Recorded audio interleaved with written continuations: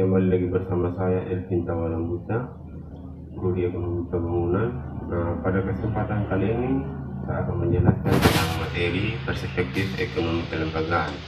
Nah, di sini saya akan membahas tentang asumsi utama dalam perspektif ekonomi kelembagaan. Nah, di sini ada 3, yaitu yang pertama, tindakan ekonomi adalah suatu bentuk dari tindakan sosial. Yang kedua, tindakan ekonomi disituasikan secara sosial. Terus yang ketiga, lembaga-lembaga ekonomi dikonstruksikan secara sosial. Nah, kemudian ada fakta. Perilaku ekonomi dan fenomena ekonomi bukanlah sesuatu yang tetap atau stasioner, tetapi selalu mengalami perubahan sekaligus perbedaan dari waktu ke waktu. Dengan sifat itu, maka teori dalam ilmu ekonomi seharusnya berkembang mengikuti perubahan yang terjadi. Pada kesempatan kali ini saya melanjutkan membahas tentang materi yang kedua, itu perbedaan ekonomi kelembagaan atau ekonomi arus utama atau yang disebut dengan konvensional.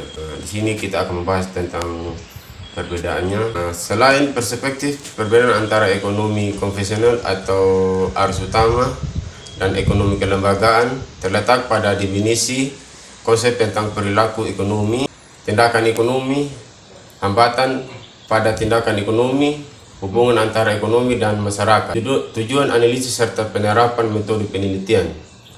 Yang pertama ada pelaku ekonomi atau disebut dengan aktor.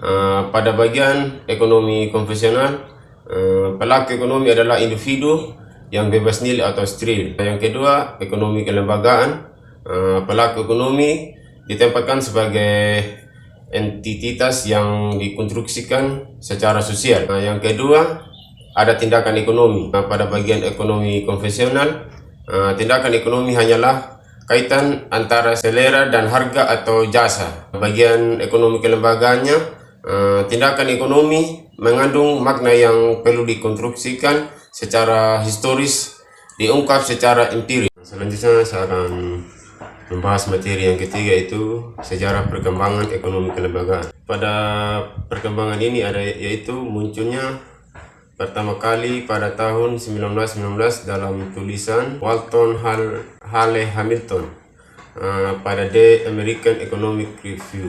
Lembaga berperan signifikan dalam kehidupan sosial manusia, khususnya yang terkait dengan perilaku ekonomi individu dan kelompoknya. Yang terusnya ada topik utama, hubungan antara lembaga dan kinerja ekonomi.